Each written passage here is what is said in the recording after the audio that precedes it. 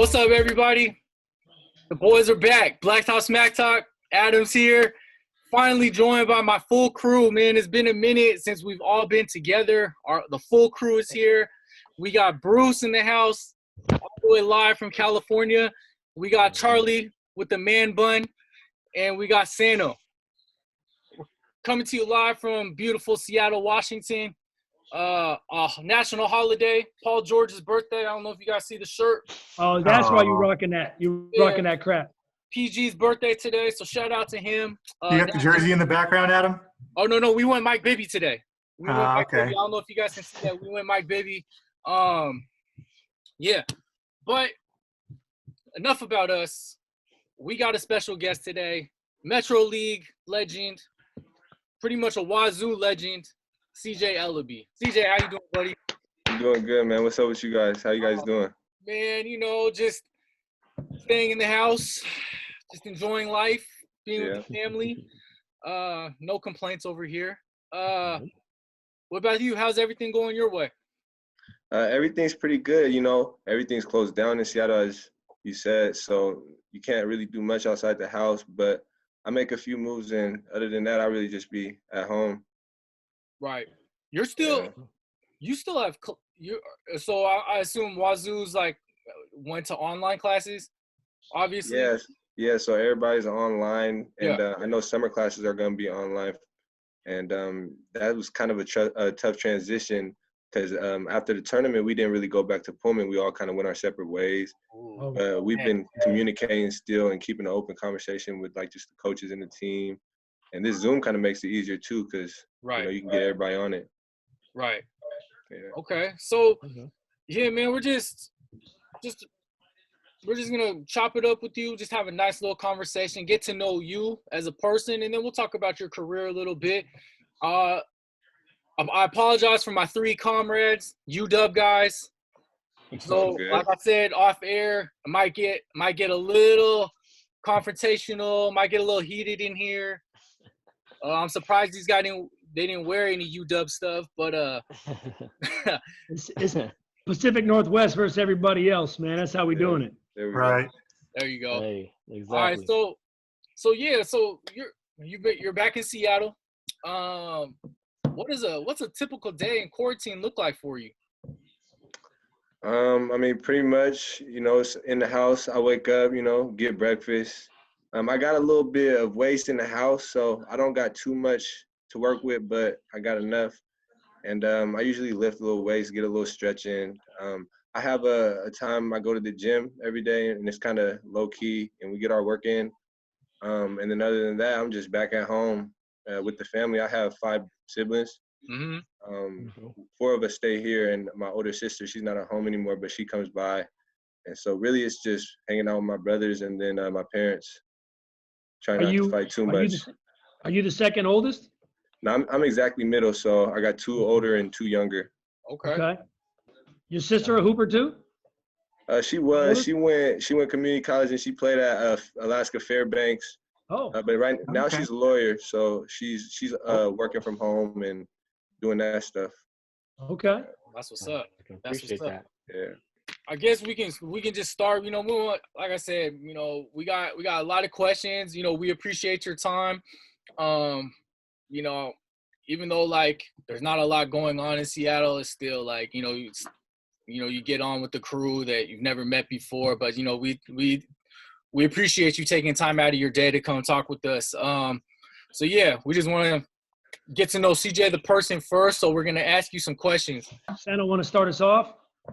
Oh, yeah. I was just curious, growing up, CJ, was basketball always your sport? Or were you ever into football, baseball, anything else? Yeah, so I grew up in Des Moines. It's about 10, 15 minutes south of Seattle. Basketball was always my first sport, but because my dad and stuff, he was around it, made me be around it and stuff. So, but I really play every sport. My mom had me in swimming because she was a good swimmer. Growing up, she was a lifeguard. And so I swam for about 8 years of my life, just competitively. Oh, wow. And and then my brothers were all so my older sister, she was the first one to be a lifeguard. And when she turned 16, it was kind of like my older brother and I did the same thing. It's just a little bit of money, getting a job because we're all good swimmers because we were growing up swimming competitively. Right. Huh. Okay. That's cool. So like actual in like swimming competitions, like races and things like that. Yeah, I don't think it probably wasn't 8 years, but like from 8 years old to about, or earlier than that, to about like 9, 10, out in a place called Normandy Park. And then Yep. I played soccer. I played fast pitch for a year or two, but I was scared of that ball coming Yeah, at me. right. Yeah.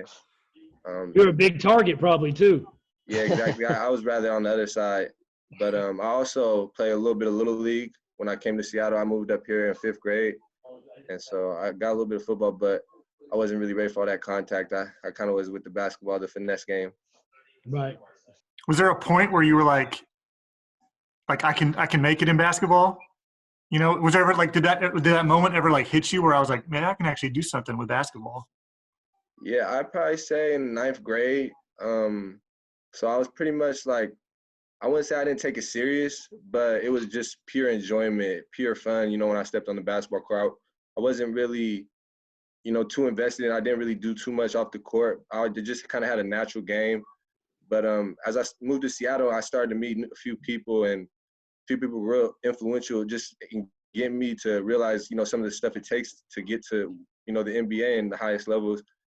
But ultimately, I just kind of, since my dad played and it was kind of just my best sport, I figured around 9th grade, seeing my friends too, Kevin Porter, Junior, Philip Fuller, all start getting offers and stuff, I was like, man, this is what I want to do, So. Did your dad ever coach any of your teams when you were younger? Oh yeah, every team. I mean, it was annoying. After a while, I got tired of him. He knew it was time to stop coaching us. That's what I was going to ask. What was it like, Bill, the OG, man, the legend? I've got to meet Bill a few times. I commentate some of the high school basketball games that we televise now, so I've got to talk to him here and there. I mean, he's the guru, right? So what was it like being the son of Bill, huh? Was there any pressure with that? No, I never felt any pressure.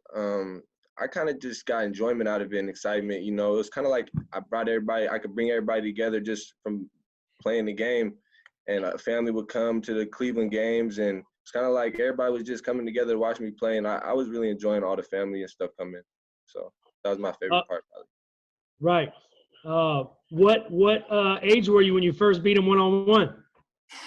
Man, I don't know if I ever got him because we always used to play horse and stuff when I was younger, and I never really got him. But because man, that was back when he was in a little bit better shape. But yeah, he don't really want to get on the court with me right now. I don't know. He don't want to let that.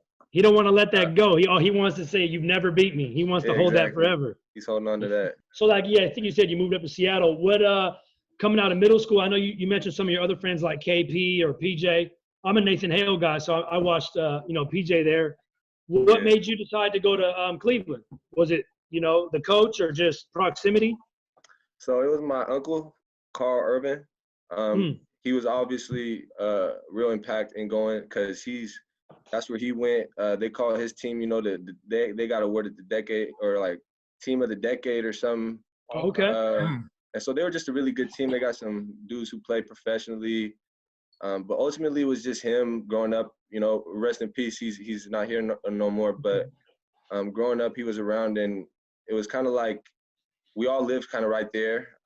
So the house that I moved to in Seattle, my grandparents lived here, and so it wasn't like a new house. It was kind of like always been in the family. Right. But the houses were right next to each other, and so we always used to see each other. And it was kind of like I wanted to go there just because I felt it was familiar and family had already been there. So. That's dope. That's dope. Yeah, your houses were next door to each other. That's kind of like Paulo's situation with his family. I'm sure you're cool with Paulo and stuff. Yeah. Mm-hmm.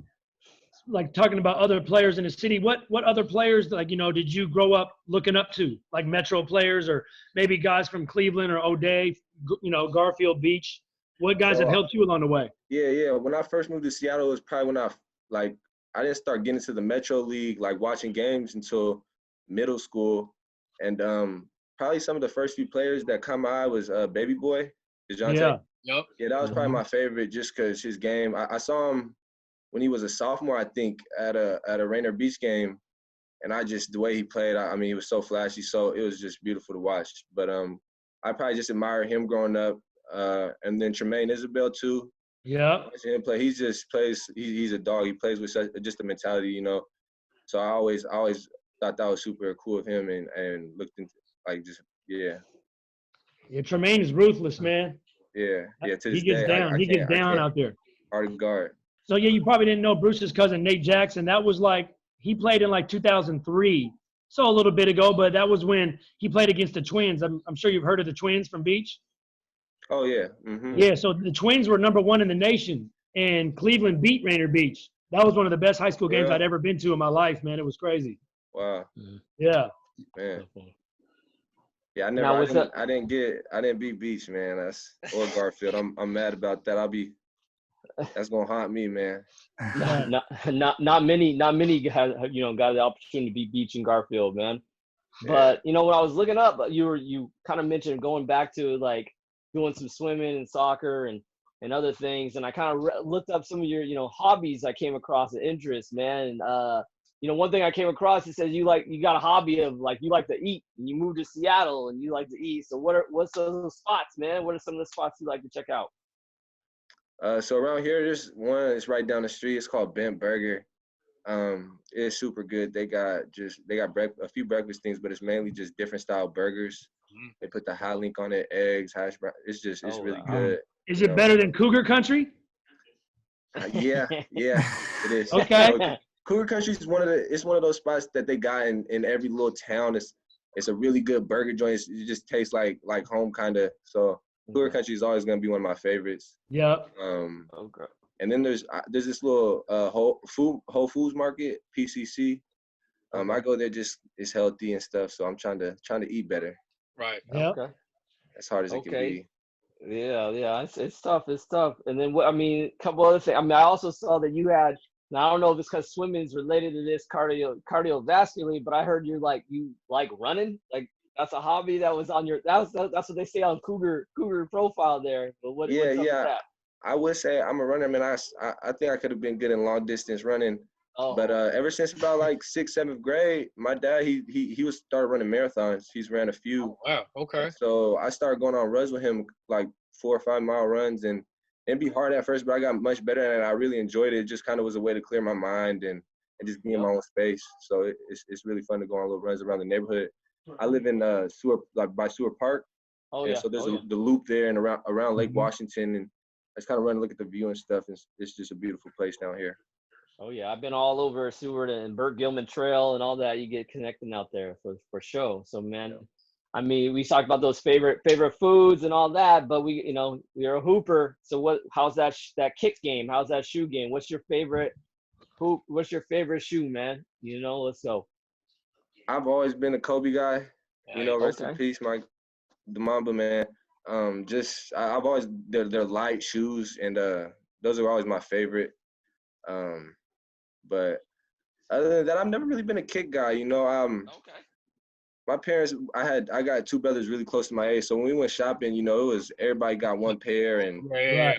I mean, we're going to the cheap spots. We're at I'm rocking the Shacks. I didn't mind it, but I do it, I feel you. I was a penny guy, man. I love me some pennies. So always, but I feel you on that. And then, what about, you got brothers, and obviously you can get competitive and some other siblings in the house. And with that, your age, everyone's into like gaming. Like you like games. Like, are you a gamer? Are you your brothers go at it or something? Nah, but talking about my siblings, my older brother, he's a gamer. He's a PUBG gamer. He's super filthy at it. I think he should start streaming. But I've never been a gamer. I kind of put it down just because I really wasn't the best at it. I try to play with them, and the shooter games, man, it's wobbly. I can't aim. Right. I feel you. Stick to the real in life stuff using my actual hands. So okay, that's good. You don't even play no 2K or nothing? Only when I'm with friends and stuff, really, at their places on their systems. I don't really got my own Xbox yet right now. Okay. Yeah, I have that problem. Everyone gets the game and they're so good immediately, and then by the time I play, I'm getting killed. I'm like, man, get this. Yeah. Exactly. So, when you just transition, transition to Cleveland. You had a nice storied career there. You know, you're a 3-year captain, all Metro. Was it 3-time all Metro, or were you all 4 years you were all Metro? Yeah, first year I was honorable mention. So Okay. Okay. yeah, and then the rest it went third team, second team, first team, kind of each year. Yeah, that's what's up. There were some guys, man. Yeah, you was putting up some good numbers out there. You know, 23 and 13 as a junior. That's nothing to play with. So Charlie's gonna talk to you about high school a little bit because he's one who's covered the high school game a lot. Yeah. Yeah, I covered a few of your games over the years. And I mean, I used to coach up at A+, and I think you were at A+, and you were like in 5th grader. You might have, well, at least when I was there, and it was like, what was the one kid? Sam? Sam was like an 8th grader. Yeah, I think. I was coaching with Ryan Webb. Okay, you look real familiar. I don't know if I remember you, but you just look familiar. Yeah, I remember those days. Yeah. Were you at and I know JP. What gym were we at? What gym? Vista. Okay, Vista. back in those days. So I remember. So like, I was wondering if that was your connection to Cleveland with JP, with Petty. Yeah. Okay. No, I was super happy he got the job. It kind of just worked out that way. But just because I knew him from back in 3rd, 4th grade. So. Yep. Yeah. Yeah, that's what's up. How did what was it like playing for Jerry, man? Because he's like a legend in his own. I'm sure he helped you evolve a lot of one-on-one work, or what?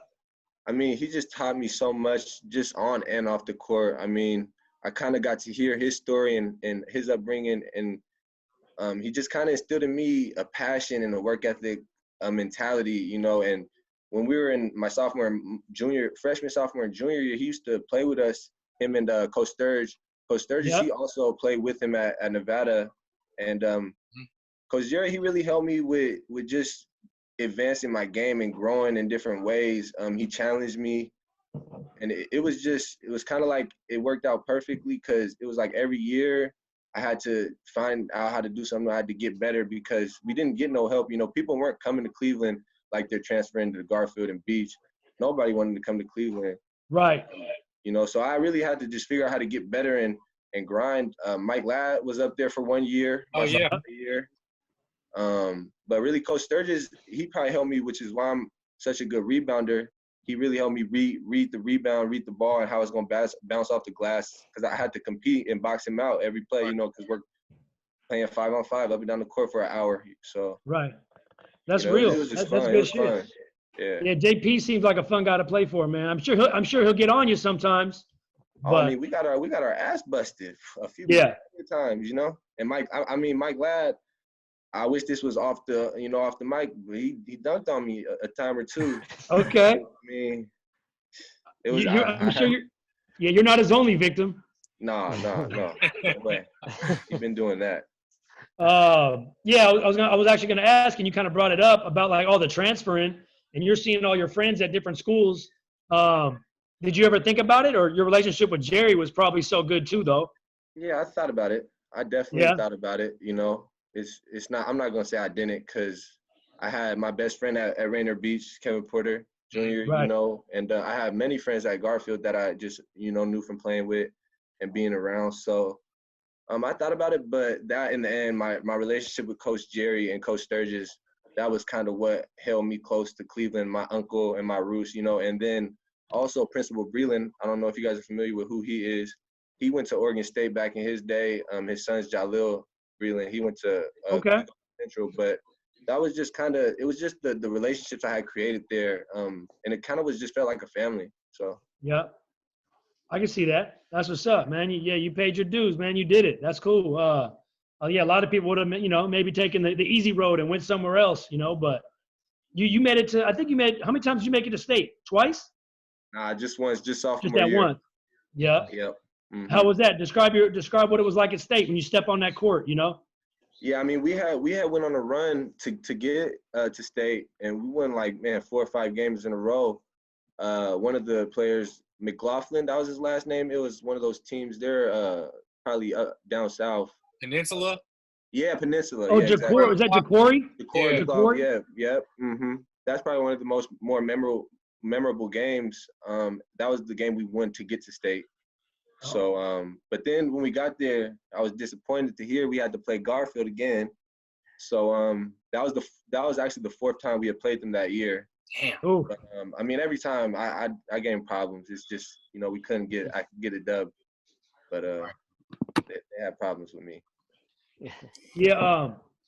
What did you guys finish in state that year? Probably we lost to Bellevue because it was kind of like it was a morning game, and Oh yeah. we finished it, I think, 6th place. Okay. Yeah, that ain't bad. That's what's up. Thinking about other metro schools, like what's that one gym that you walked into, and it's like you just know like there was something about that gym that you just had to put on a show. Is it like Garfield or O'Day or that beach gym? What's that one gym you knew you had to bring it? Or is it my alma mater, Bishop Blanchette?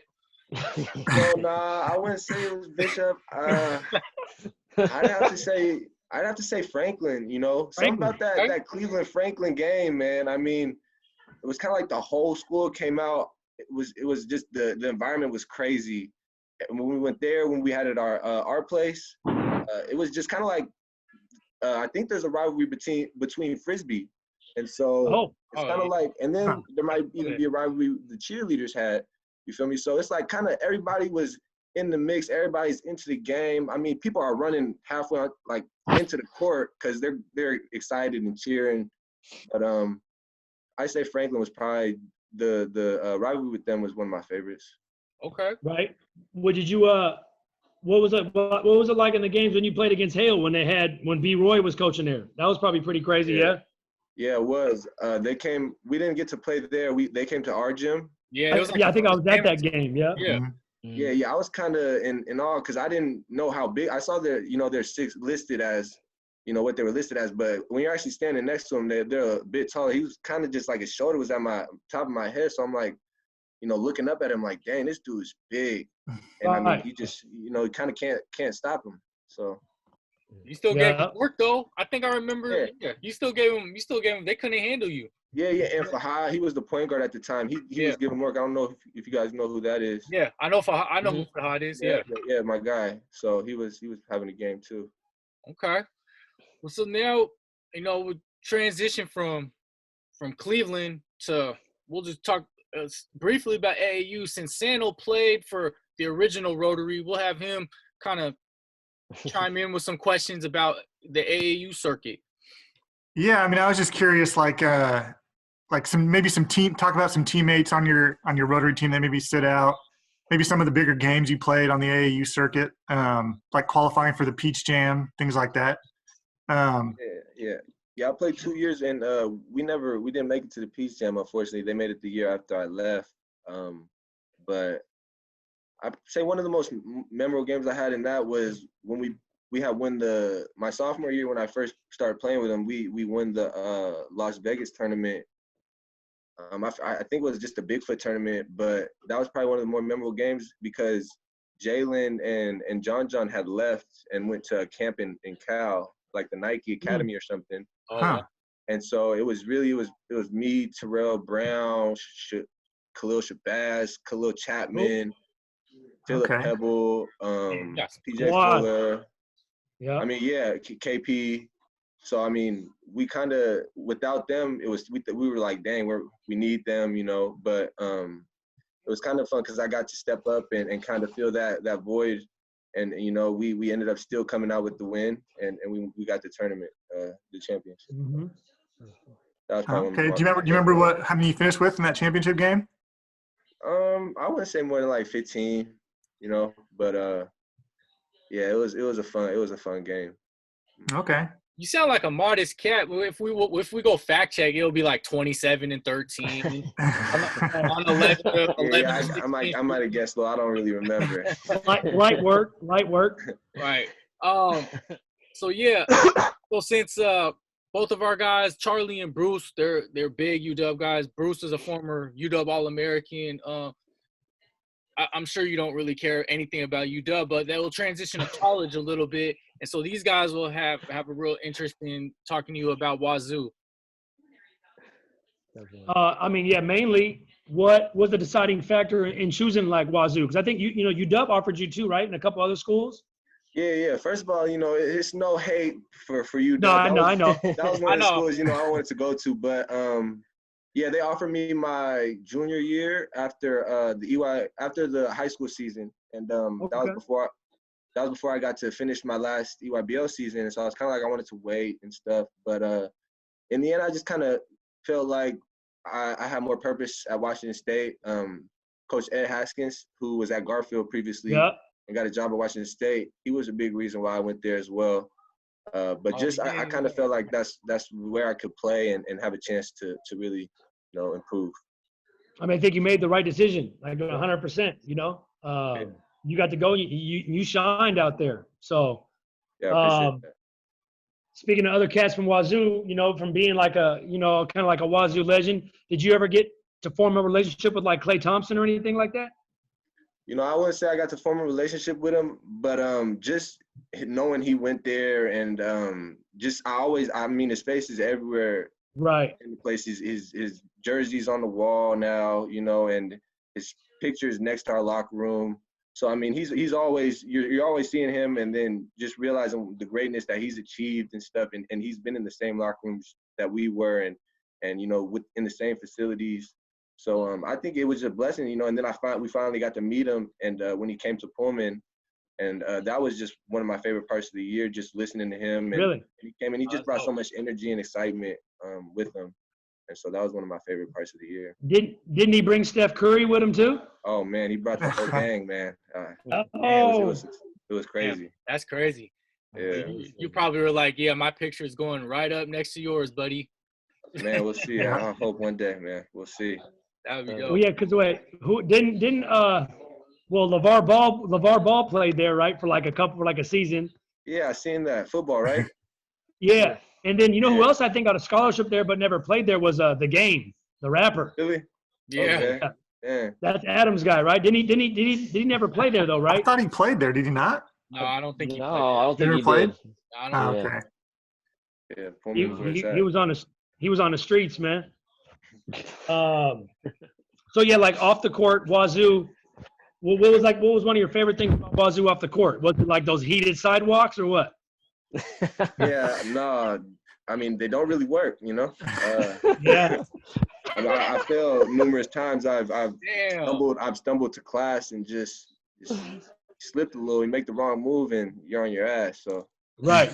and then you're gonna laugh at the person in front of you that doesn't help them up though, But everybody, it happens to most of us, and you kind of just get up and keep it pushing. Right. Yeah. But yeah, like, did you have a favorite? Like, yeah, what was some of your favorite stuff to do kicking out there in Pullman? Just hooping. I mean, I was hooping, of course, but obviously it's a party school. Yeah. My freshman year, I was a little bit, I partied a little bit more than my sophomore year, but I'd say that was that was the funnest thing I got to do aside from all the required stuff, basketball, schooling and stuff. It was kind of just like I got to relax and hang out with peers and socialize. So I kind of used that time to just de-escalate and enjoy school, It was probably cool to have your guy, you have your boy Noah out there this year, right? Oh yeah, for sure. Yeah. Yeah, and I was super excited when he committed because he was committed to Buffalo at first. Right, he was. And he came on the visit, and I was with him both nights and showed him a good time, a good enough time. Okay. So, I've had some good times in Pullman too, and I wasn't even a recruit. So I mean, yeah. Whoa.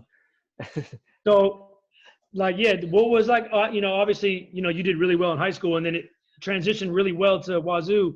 What would you say was the biggest adjustment for you, from high school to Pac-12 hoops?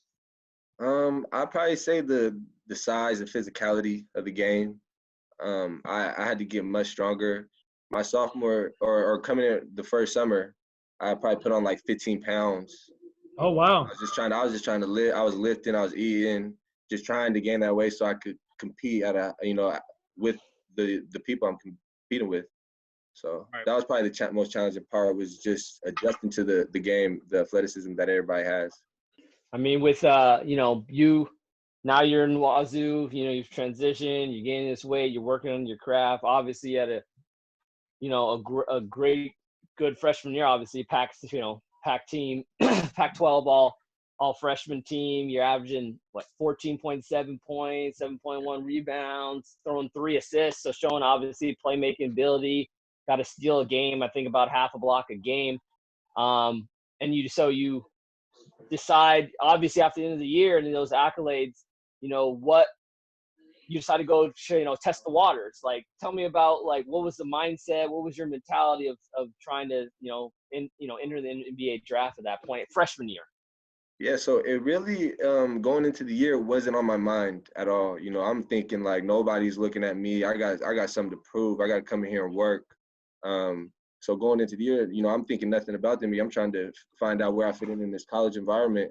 Right. But as the season got going, I kind of found my place with next to Robo, kind of trying to figure out how we can get this thing going. But it was a challenging year, and when it all was said and done, I started getting calls and like just hearing what people had to say, and I was getting a little bit of interest just from people on that side, and so I decided that it'd be best if I got some feedback and heard what they had to say so I can get better. And because I knew that year, like, I wasn't comfortable, and I wasn't going to keep my name in the draft because I just didn't feel like I was ready. I just wanted to hear what they had to say and what I needed to improve on. But I felt like this year I was so much more comfortable. And with the new coaching staff change, it was tough, but it was just a lot of stuff that went the right way. Okay. That makes sense. And I mean, during that first year process, obviously you're going through it right now as a sophomore, but that freshman year, I kind of heard, saw that you did workouts with, I think I heard from the 76ers to the Rockets to the Celtics. I mean, how many workouts did you do in all? I believe it was 6, and then I got to go to the G League Combine. Oh, so yeah. I was on the road for about like 2 weeks straight, just going from place to place, and it was a great experience. Now, what is those like? Just for the the fan that's listening in first time, like what does a workout look like? What does that look like? What does a combine look like? What does these private workouts for teams look like? Well, I mean, they're pretty similar. You come in, you get warmed up, stretch. There's a lot of stuff they want to measure and they want to test about you, just so they can get all the information on you individually.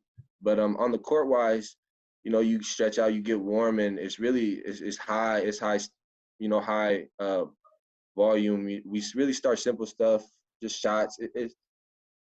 Basically, it's a lot of shots. They want to get you tired and then test to see if you can make shots. A lot of competing. Usually teams do it differently. Some do 3-on-3 and some do 5-on-5 the whole time. It just depends, which team.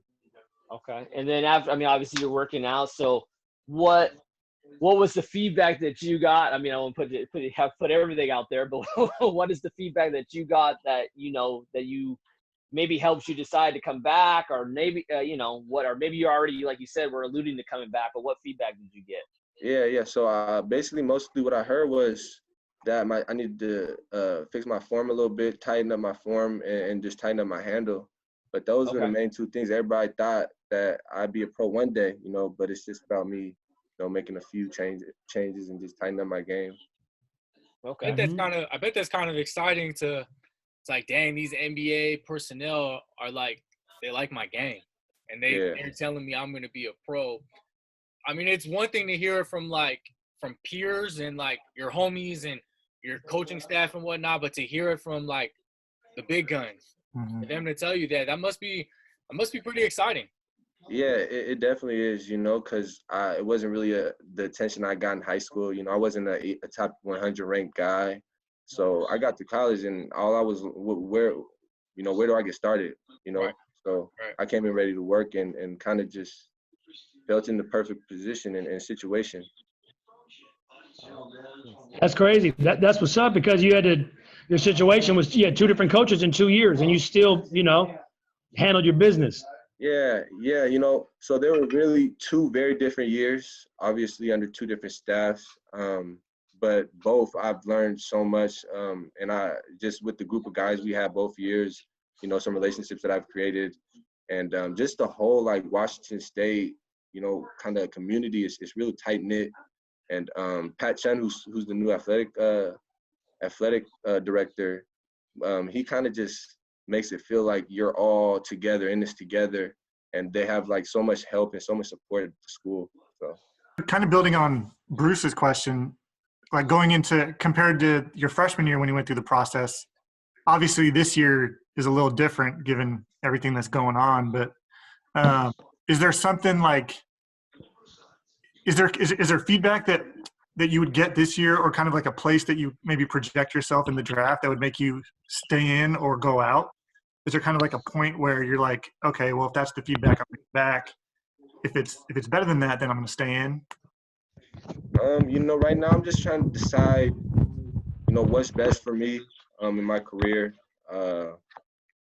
It's a very different situation from last year, you know, because it's not about if I know I'm ready, but I'm just trying to decide, you know, what's best in timing wise, you know, for my career and for my future. Right. And then, like, given the situation that we're all in right now, like, I mean, has the NBA, like, I guess I'm kind of like, how are they keeping in touch with like prospects like you? Like, I guess, how does it work since we can't, go anywhere? Everybody's in the loop. Everybody knows what's going on. I feel like they're very open. So, I mean, everybody kind of is in the loop when stuff gets, you know, discussed and released to the public. Most people know pretty quickly. So Yeah. I feel like everybody communicates pretty well as far as, you know, what I see and hear. I mean, I would say your sophomore year obviously, you know, proved that you took what you heard and you Right. showed that you were ready. I mean, you know, you got that bump in points, obviously, you know, you're 18 plus on pretty much 8 boards. Obviously, it looked like you picked it up on the defensive end. You got your blocks increased, your steals increased almost to 2. I mean, did you lead the Pac-12 in steals? Led the Pac-12, right? Yeah, right there. Yeah. So obviously the game has gotten it. You dropped a 34-piece on my Huskies out there. You know, that won't hurt. But you know, I know you swept us too. Yeah. We got swept. And now I'm even 2-2. So that's all I needed right there. I'm even with you guys. So I know you got that 1,000 point on us, you know, on the road against us, and then obviously, you know, great accolades. I mean, Pac-12 Player of the Week twice with the Oregon schools, and then, you know, giving Colorado that early boot out of that Pac-12 tournament. You know, I'm sorry, you know, you guys didn't get a chance to, obviously, you know, the next game was against ASU, but obviously, you know, that dark Thursday happened there, March 12th and all that. But, you know, out of those moments, you know, so far this, you know, your sophomore year, is there anything that, like, you know, sticks out to you, or, you know, you really hold special from the sophomore season, any game or anything?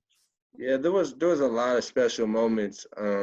Just as far as just memorable wise, I mean, Klay Thompson's jersey, George Raveling. Yeah, that's right. You know, so there was a lot of memorable moments.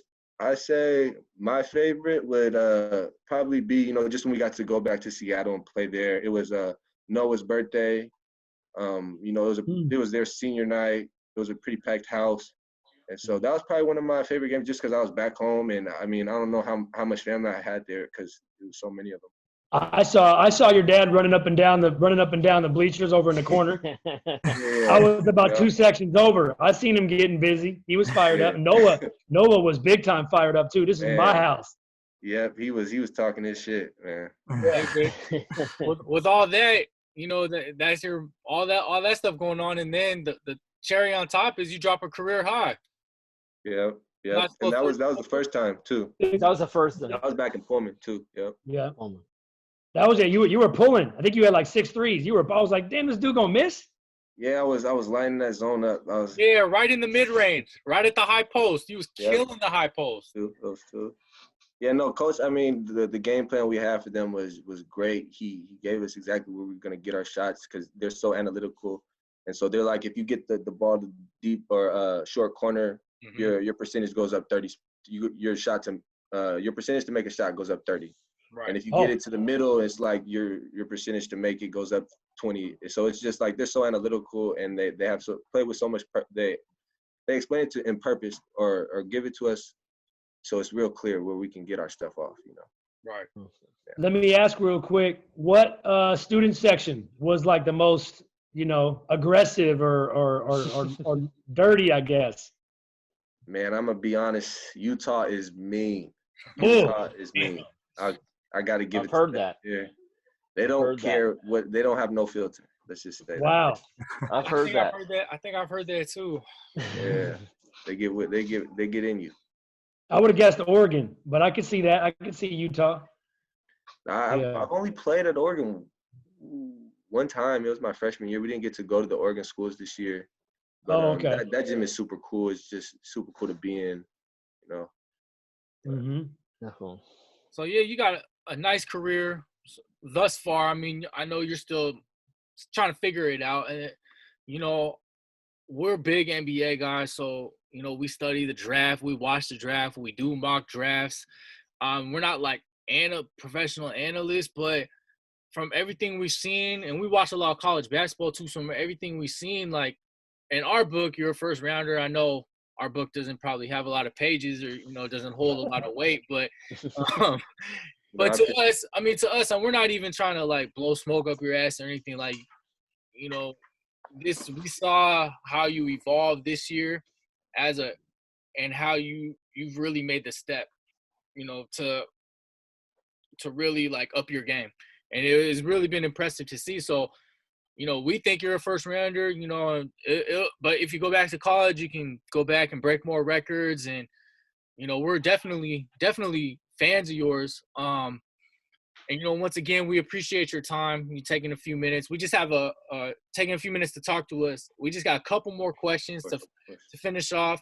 We got some little quick hitters, stuff I like to do with our guests, or we like to do with our guests, to kind of ask them some stuff. It doesn't have to be, you don't have to go into detail or anything like that. So, so I guess the first one is what is who is the toughest team you've played against in the three phases of your career: high school, AAU, and college? Okay, so I say high school, it'd have to be Bishop Blanchett? You wish. It'd have to be my freshman year when we played Baby Boy and Shadid Shabazz. Oh, yeah.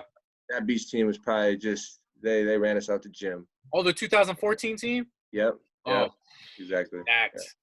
Yeah. Damn, that team was stacked. Yeah. Okay. And then college, man. So we're saying toughest. Mm-hmm. Yeah, toughest team, team overall. Team overall. Oh. Could be like a non-conference or whatever. Well, I probably just speak on who I had to play against. I say UCLA, just for me personally. You know, they're a real tough team. I mean, they beat you up down low in the paint on the glass and stuff. So that was probably just the toughest matchup for me. And then what about AAU? AAU, man, that was so many years. I got it. It was we had went to nationals my 8th grade year, and I mean, no way they were my same age. They gotta had 2 years on me, because these dudes are Duncan and some more. But just a few teams I played my 8th grade year at nationals. Like, we were watching. I got this. Marvin Bagley was still in my grade, and so he was ranked first since like 6th grade. Right. Yeah. I got to watch them play. I didn't play all the top guys in 8th grade, but watch some of those guys play, and it was just kind of eye-opening, you know, to how good these dudes were at such a young age. But yeah, just that whole tournament right there was probably one of the most tough for me. And you're also young for your grade too, right? You're not even 20 yet, right? Yeah, I'm young. I turned it in a month. Okay. Okay. That's what's up. So toughest, that we talk about the toughest team. So how about individual matchup? So somebody you had to, you know, lock horns against, mano a mano. Who was the toughest matchup in all three phases again, in high school, AAU, and college? I gotta give it to KPJ. You know, just off top.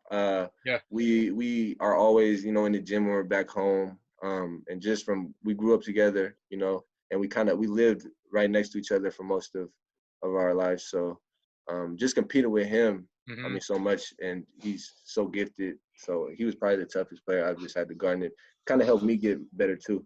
Right. Playing against him. Did you guard him in college too, when he was at SC? Yep, we got to play against each other. I didn't have the best game, but you know, he didn't. It's not like he killed us either. So right. Okay. We just kind of, it was a little friendly game. He got out of there, but okay. So then, So now we'll talk about what's your best team win in all three phases. So the best win you've had in those three parts of your career. Yeah, that's a tough question. See, we out here making you think, man. I like it. I like it. I say one of my favorites would have to be the state game when we played Lincoln. Okay. Just because it was kind of like the first time I got to feel be in that type of environment, and it was just special to me, and it's so memorable. But just being in those bright lights and in front of everybody, that's probably one of my favorite games. And because that the night before, when we played Garfield, it was such a hurt we had in that locker room. We're like, man, it's the fourth time we got beat up by them. Right. I mean, just to come out the next day and get that win, it was good. Okay. So then I think you touched on the AAU one where you were in Las Vegas and did your thing. What about in college? Would you say UW, at UW, was that your best win of your career thus far?